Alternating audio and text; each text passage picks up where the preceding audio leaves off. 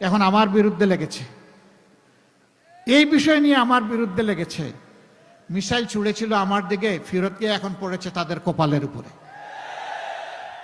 সত্য কখনো আড়াল থাকে না, মেঘ কখনো পার্মানেন্টলি সূর্যকে ঢেকে রাখতে পারে না। সত্য নিজ থেকেই প্রকাশিত হয়ে যায়। কেন এই মিথ্যাচার?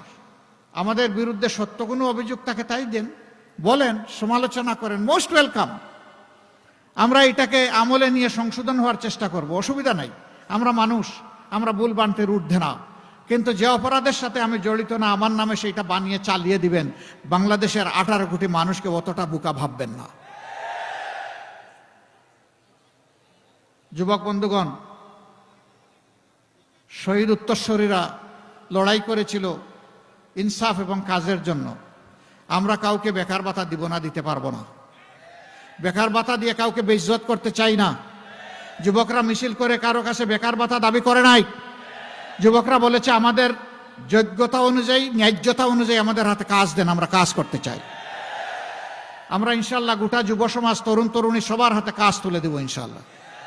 এই সবাই মিলে বাংলাদেশ গড়ব।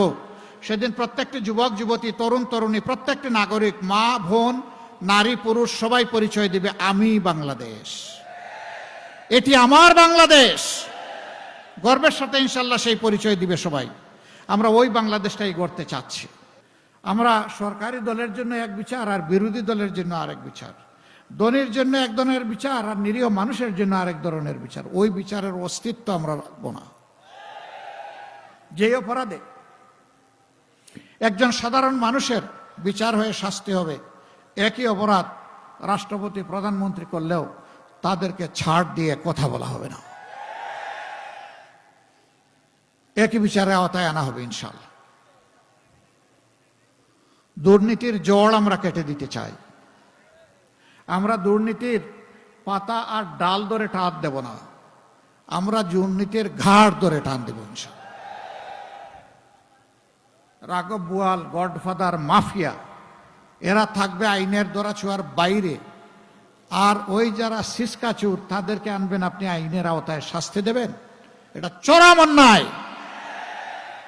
জড়ে মূলে হাত দিতে হবে ইনশাআল্লাহ। তাই আমরা অঙ্গীকার করেছি, আল্লাহ যদি আমাদেরকে দেশ পরিচালনার সুযোগ দেন, আমরা নিজেরা চাঁদাবাজি করব না, করার কোনো প্রশ্নই উঠে না, এবং কাউকে চাঁদাবাজি করতে দেওয়া হবে না ইনশাআল্লাহ। যারা দুর্নীতি করেন তাদেরকে আর দুর্নীতি করার প্রয়োজন হবে না এবং করতে দেওয়া হবে না। যদি দুর্নীতি বন্ধ হয়ে যায়, আপনার আমার জীবনে অর্ধেক শান্তি নেমে আসবে। বাকি আরো কিছু কাজ আছে, ওই কাজগুলা করলে শতভাগ শান্তি নিশ্চিত হবে। যেই দেশে শিশু থেকে বৃদ্ধ, নারী থেকে পুরুষ সকলে নিরাপত্তা এবং শান্তি ভোগ করবে, সেটি হবে আমার দেশ। এখন যে দেশে আমার মায়ের কোনো ইজ্জতের গ্যারান্টি নাই, শিশুর জীবনের গ্যারান্টি নাই, ছাত্রছাত্রীদের জন্য নিরাপদ কোনো ক্যাম্পাস আমরা দিতে পারি নাই, যুবকদের হাতে কাজ দিতে পারি নাই, এ বাংলাদেশ আপনার আমার হতে পারে না। ওই বাংলাদেশ আমাদের হবে যেই বাংলাদেশের সমাধান আমরা দিতে পারবো ইনশাআল্লাহ।